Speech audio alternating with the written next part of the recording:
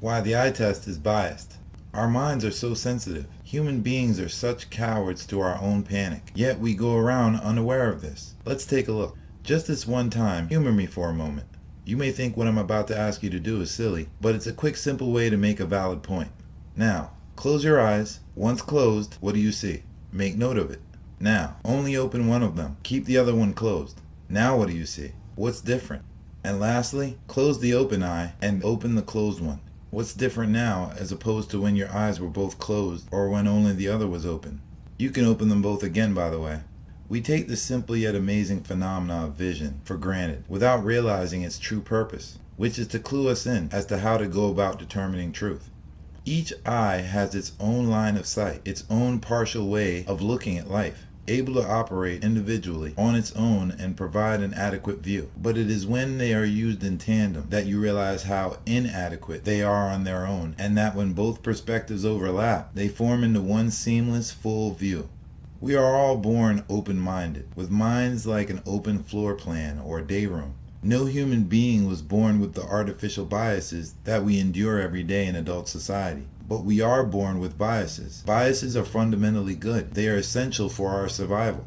Our instincts bias us against perceived threats to our self-preservation. So biases are natural. The problems arise once we allow our ego and greed to overly influence our thinking. Then our perspective becomes corrupted, which then warps and fractures our view. Once family, culture, and friends with their inherited ideas get through with us, the minds of adults in society end up fashioned with short walls, cement floors, and low ceilings, almost like a castle with no drawbridge.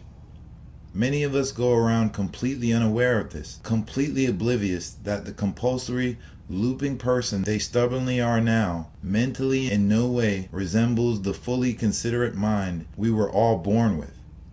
We appear to ourselves to be more sophisticated, but in reality, this is only in certain areas. This is why society, even at its most adult levels, such as government, healthcare, and business, in many ways seem to be adult toddlers and adult daycares. We have sustained our childish attitudes and transfixed them onto our adult biases, while leaving behind or repressing our wonder in full thought. Of course we're going to learn about biases or fears and pleasures. We become aware that everything that is pleasurable is not necessarily good for us, and that some of our fears are unwarranted. The easy way to tell is to ask yourself, does what I desire privilege for or are concerned about actually a threat to your survival? If it falls short of this, then it is a false contrived bias.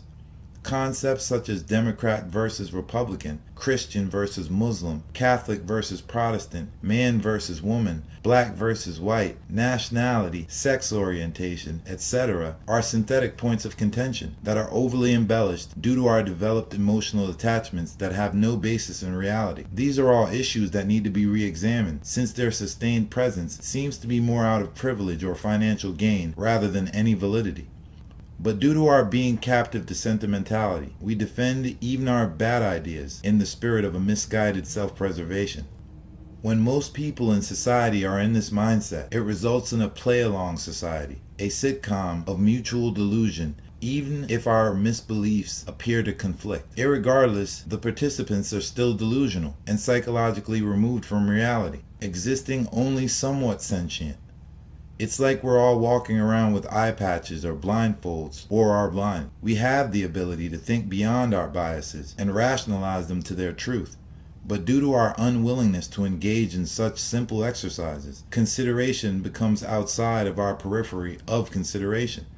What is true here is that it is with both eyes open that we come to full view, whole understanding, and peak sentience.